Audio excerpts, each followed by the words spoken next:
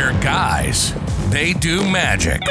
They are the Magic Guys. Another week. What's up? I meant to say Patreon then. What's up, podcast? What's up? What's up, regular folk? I'm going to sip my fancy drink here. So, welcome back. In front of you. Guys, you're not going to believe this, but Josh's girlfriend is watching us. We're being watched. It's like Big Brother, only she's very small. So it's like little sister. Little sister. But she's my girlfriend, so she can't be my sister. All right, we'll just have to cancel. It just got dark. It just got really dark here. But hey, it's great to be here with you guys. Nice. Way to save the day there. Yeah, well, a little laughter always goes a long way. So I think you should try it in your shows. We should really start things off in a positive vibe, and I think there's no way to get a more positive vibe than a question from Justine. Yeah, she's a very positive vibe. Yes, very. So let's answer Justine's question. Hey guys, it's me again, Justine from the Philippines, and I promised two of you that this is a short clip, and I've separated my questions into two separate clips. So, my question is, how do you see the future of magic? Like, for example, in the coming 10 years or so from where we are right now. So, I'm really looking forward for both of your answers, and thank you. How do we see magic in 10 years from now? I think that you know what, I got a lot of points on this one. Yeah. Firstly, the first one is I think that Zoom shows are going to be incredibly normal. I mean, they already kind of are, but I mean, like, that'll just be part of it now. You know what I mean? Like you're a magician, you need to be able to do Zoom shows, close-up shows, stage shows. You know, everything. I also think there might be just Zoom magicians. Yeah, like, 100%. What do you do? Oh, I'm a Zoom performer. I'm a Zoom magician. Do you ever perform in real life? God, no. I don't. What you mean? Let people touch my Chris Ramsey V4 first, the first version of that one? Like these ones? I don't even know where they are. Especially in 10 years' time, I'm sure people will be using like the Oculus eyewear glasses. You know, for you know what I'm saying? What am I saying? Virtual reality. I'm sure there are going to be virtual reality Zoom shows where you put on a headset and you're just in the theater now. You know, someone said that. Someone said that it would be like when virtual reality happens, it'll be exactly the same as like real magic, only it's just going to be in virtual reality, right? Yeah. Like I'm sure someone will do that like next year even. But imagine that you're doing some card tricks and but it's all virtual, so you don't have the same feel. How are you going to pinky count? I don't know, man. I don't know, but I think that's not even a real move. Don't look at it. That's why I think there will be some specific virtual performance, because I think it'll get really crazy with where you can take it, but it'll never cancel out the real life feel of performing. But I think there'll be people that just specify it. So it'll be like you said. Also, technology will be bonkers by then. So magic will be totally different. Totally. So yeah, you'll be like on your website, you offer close-up magic, stage magic, wedding magic, Zoom magic. You know what's even more crazy too, though, is like maybe technology gets so advanced in the next coming years that magic is just obsolete. You know the old saying that like science is indistinguishable from magic, or vice versa. Arthur C. Clarke. Yeah, so it's very possible that one day you'll be sitting there, you'll do a card trick, you'll be like, boom, nice color change, and then someone's like, yeah, I've got the digital cards too. Well, you know what's possible is that when Google brings out its Google Glasses or its Google Glass, that in a really advanced version, the whole idea is that you can be walking past people and it can recognize who the people are. So it'll have like their name above their body. What will happen when you do a trick and it can recognize what trick you're doing, and it can bring up the stats and like the workings of it straight away, you know? Imagine that. So for this trick, I'm going to need you to take off your glasses. Watch this. Yeah. They're going to flip. Show me how that one works, idiot. It'd be like how comedians would like lock people's phone in a bag before you could see their live show. Now you have to like take your glasses off. You have to like, you're not allowed to use your fingerprint scanners. You can't do any of that stuff. You'll do like a levitation and they're like, yeah, of course. It's possible though. It's possible that with that comes limitations. So maybe like Google works with some magicians to prevent that from being a case. So it's like, you look at a magic trick and instead of the glasses being like, oh, that's a pass and a double lift. And you're like, oh, shit. Instead of that, it's going to be our manager sneaking past. Ever so sneaky. Anyway, you guys didn't even see it, so I just looked like a mad person. But here comes Billy. Okay, Billy's not coming either. All right, well, here's Josh. 10 years, it'll be crazy. It'll be crazy. Where do you think we'll be in 10 years? That's a good question. Well, I'll be dead. Okay. And I will have taken over your channel.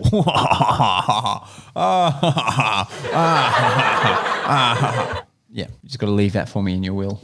Please. I don't think you can handle it, though. Why? Because you have to be entertaining. Oh, you did it for me. Thanks, man. Oh, boy. So, yeah, man, 10 years. Like, I'll be You'll be 40. I'll be 41. I'm turning 32 this year. Wow. You know, I always get confused about your age. I don't know why. I always imagine you like a vampire, like you've just been 22 since I met you. Thanks, man. How old are you? I'm 29. So this year I turned 30. It's a big year. I should have a party. You should throw a party for me. What month do you turn 30?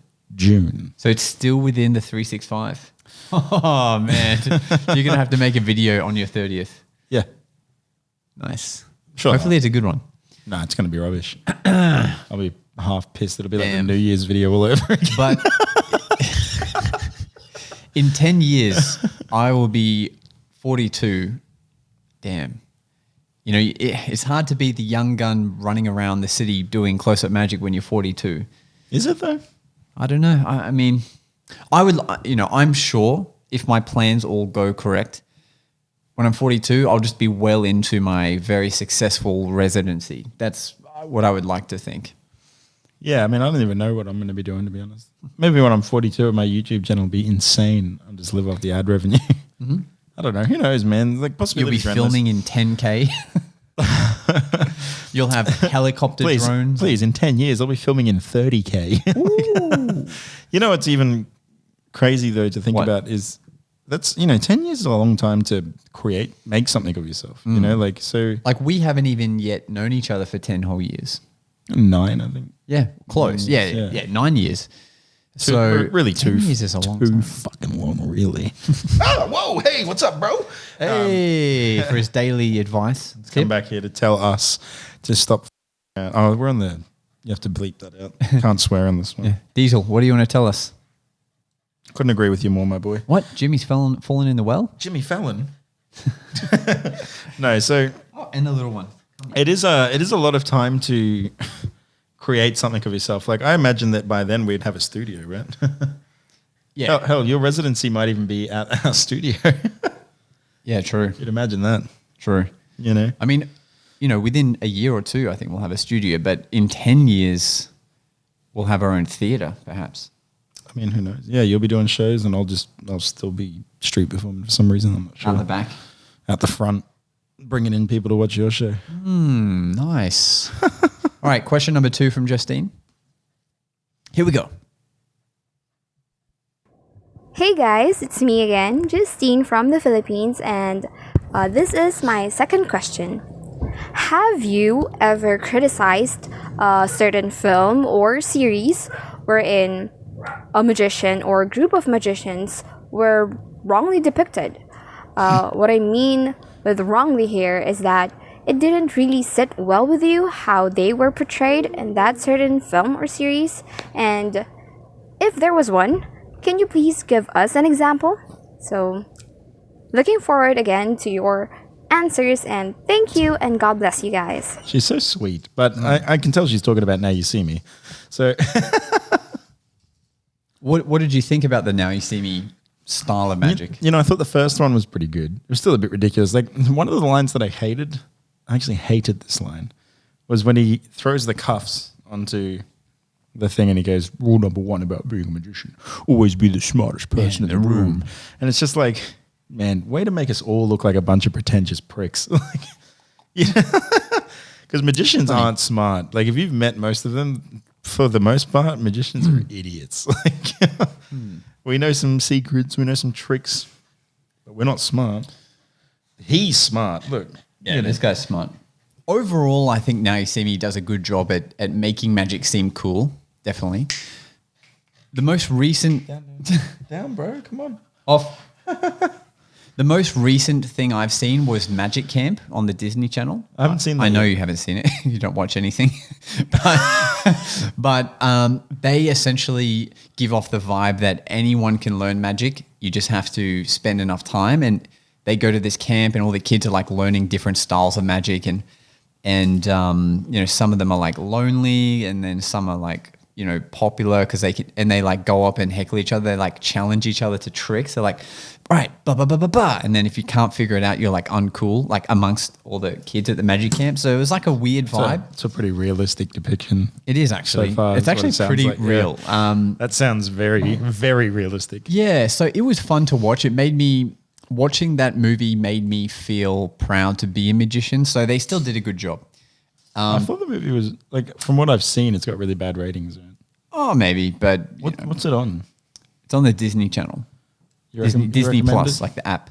I recommend watching it because it is fun to watch, but and you'll spot people in there that like magicians.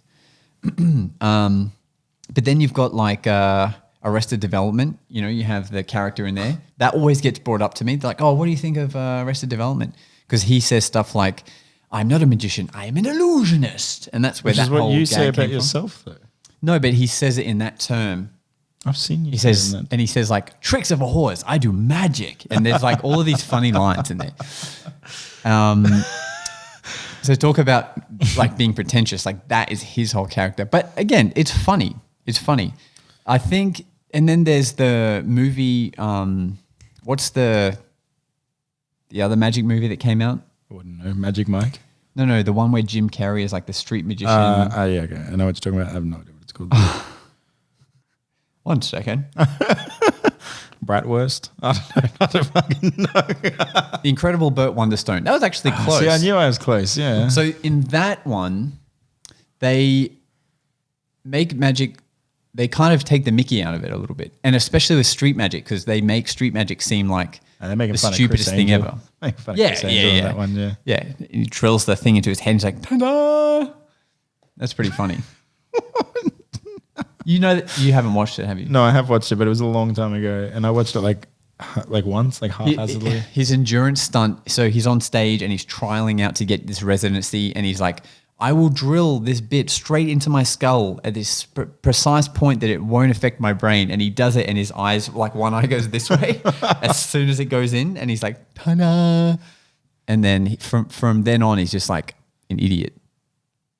And he's like, yeah, I'm ready to go do my trick. Then like, you've already done it. And he like feels the drill and it's like in his head still. He's like, oh no. It's funny. Good trick. But You should do that. Have you tried it? No. It looked good live. No, brother. No, brother. But I think there aren't movies that particularly I really cringed at, but still a good question though. What's a good depiction? You know, the Illusionist. It's a good movie. Oh yeah. Then there's great ones like, The Illusionist and The Prestige. Great. Prestige also. They're really great. Really great. And then there's also, you know what I found really funny was on The Big Bang Theory, there's an episode where Teller actually plays the character Of someone who doesn't know any magic, yeah. Yeah, of someone, and it's I've seen that. It's he plays the father of one of the girls, Bernadette. one of the wives. Yeah, Bernadette's dad. And it's so funny to see him pretending. It's like, it's not Bernadette's dad. No, because Bernadette's dad's the tough cop. No, it's Sheldon. It's Amy's dad, I think. Amy Farrah Fowler. Amy Farrah Fowler. And he's like, oh, but I don't want to go yet. Wolowitz is going to show me some close-up magic.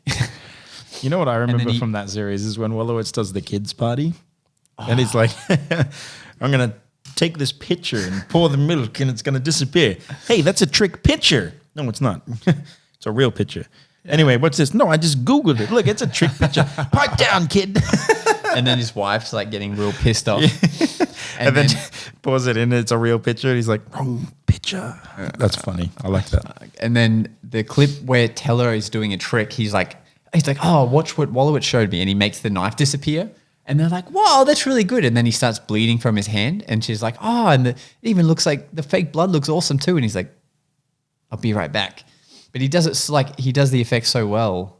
But yet it's a joke about him not being able to do magic, you know? It's kind of cool. Imagine being that guy. You just know that he's like the best, right? Like, he's crazy. He's the best. Imagine hanging out with like someone like him, just chilling out, and he's just like, "Oh, dude, I'll show you this cool thing on the coffee mug," and you're just like, "Shit." Yeah, absolutely. And then you've got like Barney Stinson, on How I Met Your Mother, doing magic. Dude, he does some good stuff too. Like when he does like the hollow egg crack and pulls the dove out. It's actually crazy because I was like, dude, that's fucking real. Like, that's cool. Like, that's a real trick. And that's really cool. And he does it. And then he's just like, it's like, how do you do that trick? There's like in the later seasons. That's actually a series that I've watched the whole way through. So, okay. But that's in the later series, there's a point where they go, all right, tell us the truth. How do you do that thing where you make the bird appear? And he goes, dehydrated doves I buy at Chinatown. He like dunks his hand in some water and then pulls a dove out. But it's like a real trick. He actually produces this dove. Bloody hell. In the context of saying dehydrated dove. So it's like this nice performance of dove magic. Holy crap. Yeah, and I was like, wow. Wow. Dehydrated dove from Chinatown. That's great. That's great when actual magicians go on and depict magicians and they do really cool shit. He kills it, man. He absolutely kills that one. So for the most part, yeah, people do good job. People do good jobs of representing magic on TV. I agree. Raghav won the Dynamo playing card. He sent in a question. So for my 2000 sub mark, did you finish scanning it to send it to him? Oh, sorry. Did you mail it to him yet? Sorry. Yeah, there's been 5 winners for the one card. Just kidding, Raghav. But let's hear your question. This is the first Hello, time. Magic Guys. This is Raghav Gupta from India. I wanted some tips or sources which you follow on grooming, building physique, and on fashion sense so that you get more attention when you are performing magic. That's a question for you, man. Physique, grooming, and fashion. Well, we'll just zoom into me now. Shut up. Depends on your style. I mean, really, everyone's going to be different. Yeah. Corporate gigs always looking for the clean-cut kid like this guy. When you're on stage in a corporate setting, I think the best way I'd heard it once was like wrapping your package. And that sounds really weird when you just say it out of context, but it's like wrapping your package, meaning like dressing yourself up well. So I guess when it comes to fashion, like I can't talk on fashion. I just, I wear things that I like. I'm not in no way a fashion expert, but I do think, if you're wearing a suit, for example, it doesn't have to be an expensive suit, but you should go and get it tailored properly. So then it will look like an expensive suit, or at least get like a slim fit cut. Shoes, if you're wearing a suit and stuff, you should have shiny shoes. That's an easy thing. It just adds that little bit of pizzazz, But again, it depends on your character and what you're going for.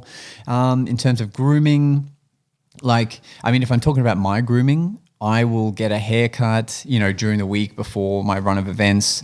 Wow. Taking a stab at your old boy Jason. A haircut. Oh, I'm sorry. A haircut is when they get their scissors and they cut a single strand of hair. Yes, I know what a haircut is. Okay. They minus the length of your hair. So I'll get a haircut, and I will also not shave until the morning of the event because I want it to be like as clean lined as possible. When I was younger, I thought the idea of having facial hair was like disgusting. To me, like the idea of going out to an event and not being clean shaven. But these days, I much prefer it because I find it like defines your jawline better, and for me being so pale, it like shows off the line of your face a bit better. So now I will have a slight man fuzz. And then when it comes to physique, I think if you can get in a routine of working out or doing some kind of sport, that if you find something you enjoy that's physical, that's better. But for me, I was lucky. I did gymnastics growing up, and then it was just a normal thing for me to be training. Before I knew I was going to do magic, I actually thought I was going to become a personal trainer. So I did my personal training certificate 3 and 4. I started working in a gym, and then it wasn't only until I really delved into magic that I started doing these gigs after hours and stuff. And funny story is I used to get in trouble because my boss would come in and catch me shuffling cards. I was like always practicing my faro to try and get a perfect faro, and I would get in trouble. Do you have a perfect faro at least? Yes, I have a perfect phone Nice, now, and very and, nice. and I still talk to that boss to this day. I've done work with his company and stuff, but it was just funny at the time. It seemed like I was wasting time and stuff. But now he's hiring you to do magic. exactly, yeah, to speak at his company. But now I still train, and I think it doesn't hurt. It doesn't hurt to not to. There are many amazing magicians that A fat. that thank you. But it can't hurt. I'm trying to think of like just a nice way, a nice line to They synopsize it. Yeah, but I think you should. Hey, let's synopsize it with this. Next question. Yeah, man. So that's it. Yeah, just find a regime where you just, even if you don't have to go hardcore. You could just like walk every morning. Start doing 20 push-ups a day and some chin-ups. That's all you really have to. Some chin-ups. That's all you really have to do. That's it. Yeah. Oh, there was another question he sent in too. Maybe I should have answered that first, but maybe this will be a better question for both of us. To Hello, answer. Magic Guys. This is Raghav Gupta from India. I wanted your insights on a question, which is, should magicians set up their goals for becoming more visible by appearing on shows like Got Talent shows, going in magic conventions, giving lectures on Penguin or Murphy's? In general, what milestones a magician who is just starting should look for? Interesting. None of those things. If you're Yeah. just starting, none of those things. Literally. Yeah. Literally, like what you want to look for is you just want to get better at magic. You just want to get in front of crowds however you can. The last thing you want to do though is go full on in front of like the biggest stages in the world when you it's like trying to run before you can walk, Absolutely. Yeah. If your first goal is to, first of all, do a lecture, I mean, that doesn't make sense. But if your other goals are to get on Got Talent, the problem is you'll look back at it in 5 years when you are now established and you'd be like, oh, I wish I didn't go on that show so early in my career when I was maybe, still an infant in my sleight of hand abilities.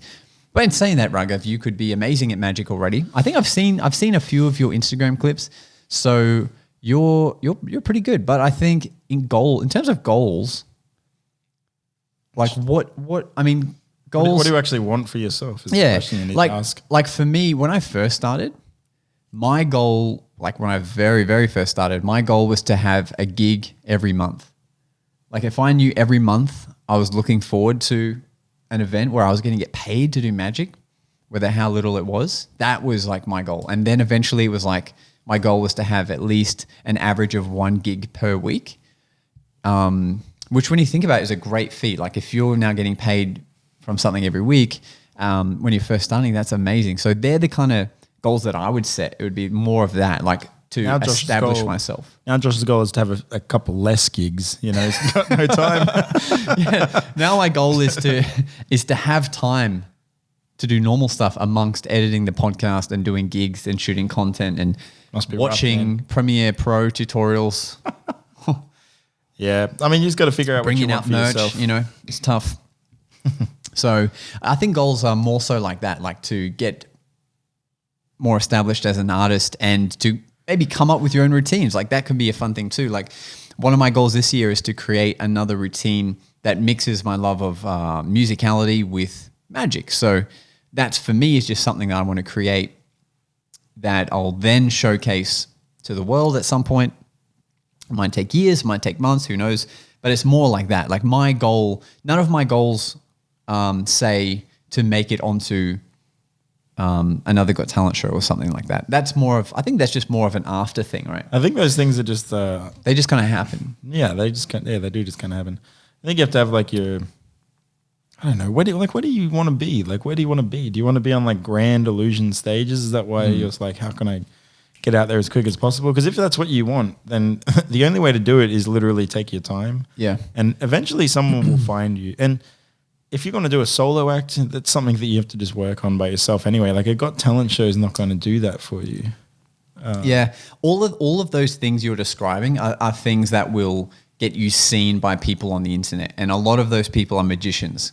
Because if you're performing at conventions, was the other thing you said, like that's and Murphy's Magic and Penguin, that's all magic insulated. And Very magicians aren't going to book you.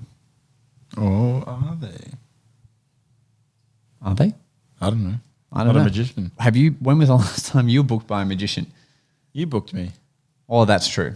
Yeah, I'm there the you go. exception. Boom. There you go. Oh, this guy booked me to film.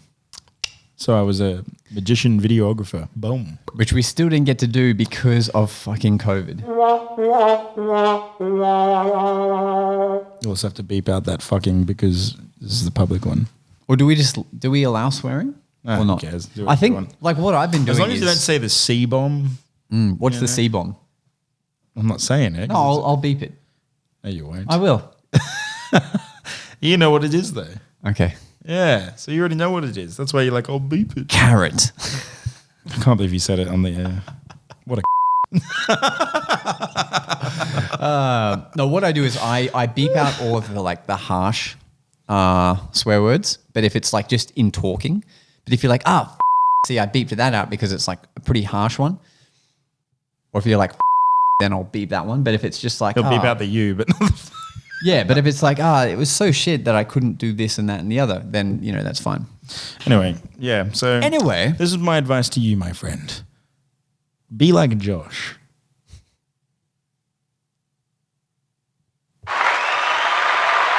That's great advice. No, I think like a lot of magicians watching this sort of stuff, if they want to get lots of work as magicians, they should be like you, not me. Dude, I'm like a massive exception to the rule. Like, you're not going to be able to make it, with long hair and a watermelon t-shirt. You know what I mean? Like it's like I'm very fortunate that I can be the way that I am and get all this work and do all this stuff. But Yes, you are very fortunate. I really don't recommend it because. But the difference was though that I had, I had some good teachers and. I'm really hired based on my personality too. Like people couldn't give a shit about what I look like. They're always just sort of like, he's a funny guy. He's a funny guy, man. Let's get him in here to be funny. I still remember when I got the residency for Eat Streets. Just this dude comes up to me and is just like, "That's a funny show. Like, you should come be funny at the Eat Streets." I was like, "Okay, we'll do that." Shit. Nice. And I rolled in with this case of shit. Like, where do you want me to set up? Here we go. So you guys don't know this, but every time we do a podcast, the camera only films for like 20 minutes, 30 minutes, and then it cuts out. And so every single time we make a podcast, there's this brief window where I just whisper stuff into the microphone. And you never see it normally because I'll transition between a close-up of Jason and then a wide shot of Jason. And then a wide shot of both of us and like you can't tell. But it goes from a close-up on my nose and then a wide shot so he can fit me in it and then an extra wide shot so that he can be in the shot as well. Let's reenact what happens. So I'll pretend it's just gone off and then I'll do this.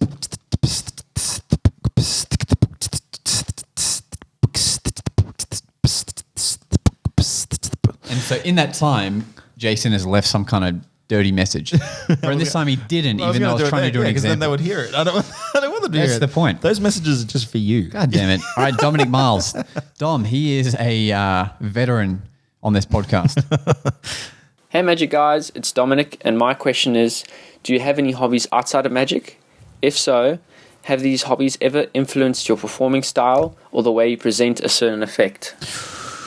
I got one. I got this one. All right. Ready? So, do you know who David Copperfield is, Josh?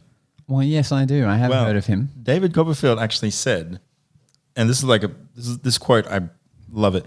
So he said that that for him, he learned how to dance and act and choreograph dancing and then like doing all this crazy stuff like gymnastics and stuff because he says that a lot of magicians rely on like the wow factor of a magic trick, but not the I love that. not the other stuff that comes with it, right? And he says and the wow factor is great, but it's not enough, right? And he said, so you have to have other hobbies that you can put in with your magic, Other right? skills. Yeah, which is like so true, and I totally agree with that because I have ridiculous amounts of hobbies. Like I'm like a whip cracker. I like juggling. I like fire breathing.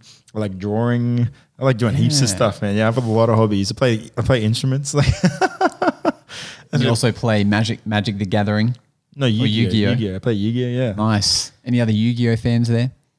yeah. Well, just so you know, I'm one of the not to brag, but like one of the finest players in Australia. Whatever. Hey, nice. Ain't no thing. So whip cracking, and you're going to start. You do use it in your show, but do you think this year you'll delve more into the whip cracking side? Yeah, definitely. I mean, I've been building a whip that is magic. I was going to say it's magic. I want to see it. So, okay, whip cracking. It's not finished yet. Drawing. Do you have magic? I'm a big fan of magic. you like magic? Oh, yeah, nice. Yeah, great. Okay. I love gymnastics. Dancing. So I did, so first I did, first I did judo as a kid. And not to brag, but I was the national junior champion for my featherweight and age. So I was I was the national champion for judo. Then I jumped to gymnastics. From gymnastics, far out. From gymnastics, hang on, let me get some fuel here. Good to go. From gymnastics, I then got into breakdancing because it's still similar movements. Gymnastics, breakdancing, then I got to hip-hop dancing, loved that. And then I got into tricking, which is more like urban gymnastics. Parkour. Yeah, parkour. Parkour is a little different because you're doing these jumps, like Kong jumps and stuff, which are wild. I played guitar as a kid because my stepdad is a great guitarist, and I still want to do a collab with him where he's doing like this crazy electric guitar riff, and then I'm doing some magic to that. So I dabbled in a bit of that. And what else do I like? I mean, I have you learn how to juggle. A girlfriend counts as a hobby, right? Not really. I have 2 dogs. We look after them a lot, and and of late, my latest hobby has been Premiere Pro editing. Yeah, editing as well, right? Yeah. Yeah. Yeah, there's just a lot of things. Like I think that there should be a constant need to want to learn more. You know, magic's awesome, but you need more. You need more. And it definitely comes into my magic. I mean, you've seen some of my clips online. That's what helped me get onto AGT. Everybody's seen some of your clips online. Yeah, baby. Thanks. Appreciate it. But have you been viral on Reddit? No. Nah, but no, One seriousness. day I'll sit down and I'll post something on Reddit and go viral. 12 subreddits and hope one goes viral. I only post in one. 2 actually. 2 subreddits. Okay. But I only post one thing in one subreddit only, not across multiple. Well, I didn't say you did. I just said that's what I'll do. But, you went on the defensive, which makes me think otherwise. About what? I have no idea. Defensive? Otherwise. But the answer is no, I haven't been viral on Reddit. No, in all seriousness though, yeah. Just keep learning more skill sets. I think, you can always tell when someone only does magic as well. Because there's that performance, like I don't want to say that they don't have personality, but like they really don't have personality. I think that's what happens when someone starts learning magic like really young because it's their only hobby. Whereas like I didn't get into it until my sort of early 20s and I'd already learned these other things because you spend so much, like magic just takes so much time and consumes so many hours. Well, I think it's like you are a magician. You know the Magic Man thing? Like everyone gets called Magic Man when they do magic, right? You can get called Magic Man. But there are people that like live for that nickname, man. They're like, I'm the Magic Man. Because when you start, it's like the coolest shit ever. Like people at parties like, oh, the Magic Guy's here. You're like, I'm the Magic Guys. That's us. We're the Magic Guys. No, but like, just to be clear. But they, they live for that sort of feeling. But like, like if someone calls me the Magic Man, I make sure, it's like, it's Jason. I'd rather them remember me, not the Magic Guy, Gotcha. What's your name? Magic Guy? Not to be confused with the fact that we called this podcast The Magic Guys. We called this The Magic Guys because strictly marketing so that you could remember what it's called. Like, what was that show? Plus, we really need your affirmation. Please validate our existence. All right. Anyway, next question. Oh, bro. That might have been it. Oh, no, there is one. It's one from Scotty. One last question from Scotty P. Scotty P here. This question's for you, Josh. I noticed you're getting really close to your 2,000 subscriber count on your YouTube channel. Do you have plans to put out a celebration video on a social media platform or celebrate out in the real world? little late. So we did celebrate. Josh got mighty drunk. Do you even remember that night? No. How Insane. bizarre. We hit 2K and he drank like 2 liters. It was insane. I have no recollection of that. Yeah. It's almost like it didn't happen. Huh? That's how Yeah. much you drank. So that question was sent in a little before I hit 2K, but yeah, I made a video. It's great. But I guess a more interesting okay. question would be, what will you do when you hit 20K. You want to hit 21K in 2021, or is it 20K? What will I do when 2021? Yeah, 21K for 2021. What will I do? Will you finally do the whip to glitter reveal celebration video? Maybe I don't. There's a slight. I'm saving that. I'm honestly. No, like, you're not saving it. You just every time you're like, nah, I don't have enough time. Can't be bothered. Tell me that's not true. Do you know what it is as well, though? Tell me. It's also like no, because the amount of effort to the celebratory point is not enough. Does that make sense? Like, Well, let me- As in, you were like, oh, we should do it for the 100K on TikTok, but the 100K on TikTok feels empty anyway. Well, It's let very me hollow. start the premise. Originally, we were going to do it for your 10K because to us, No, 10K we were going to do it was for 50K. massive. We were going to do it for 50K, Then we were going to do it for 50K. and then we were going to do Then it we for were going to do it 100. for 100. Then we were going to do it for 200. And we just keep moving. And now the I'm benchmark. now I'm hitting 300 probably this week. Yeah, and that's still 300,000. going to feel just as empty. Yes, it is because TikTok sucks. But So a million, you still won't do it. You'll be like, yeah. on okay, TikTok, no, I won't. I probably won't. No. So because for YouTube, but if I hit if a you million hit- on YouTube, though, are you kidding? Yeah, I would do that. Of course, I'd do it skydiving or So some come on, shit. guys. Because there's a difference. Like in Australia, like maybe for Americans it's fine, but in Australia, TikTok is rubbish because we don't get anything. Like I post this content and get thousands of views. Like in the last 28 days, I've had 4 million views. Think about that. Bloody hell. Think about how many people have consumed my content, and there's no ad revenue. There's nothing don't get me wrong. I don't post on TikTok for that reason, but it does make the whole gain of followers feel very hollow. And it's also I'll post a video, it gets 3 million views. Then I'll post another video, it gets 2,000 views. It's just like, Yeah. what happened to the What's the point? 300,000 people Yeah. that are I in mean- my apparent corner, That's what that's what we digressed in the last Patreon, one of the most recent Patreon episodes. But then there's YouTube, So when you hit 20K in 2021, what will that celebration look like?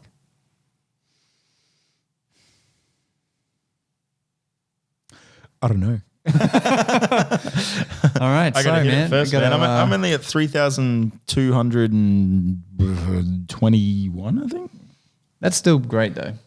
It's not bad for 5 months now, or a little under 5. It's like 4.5 months. It's a little slow, but it's not too bad.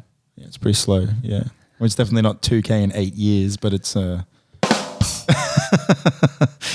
it's I don't know. It's a grind, man. There was one piece of advice that I got. I never care actually about the number that I have on YouTube until I care about it. It's hard to explain. I like making the content on YouTube, and the only time I feel bad is when for some reason the number matters, right? Mm-hmm. So when I'm posting the content, I'm happy. I post it, and people like it, whatever. But then every now and again, there's going to be like a moment where, for some reason, the number matters to you, the number of followers you have, or something like that, and that's when it gets hard. And so I actively try to avoid caring about the number. I try to do it. Obviously, that doesn't always go well for me, but I try to do it. And so, I don't know. It's kind of weird.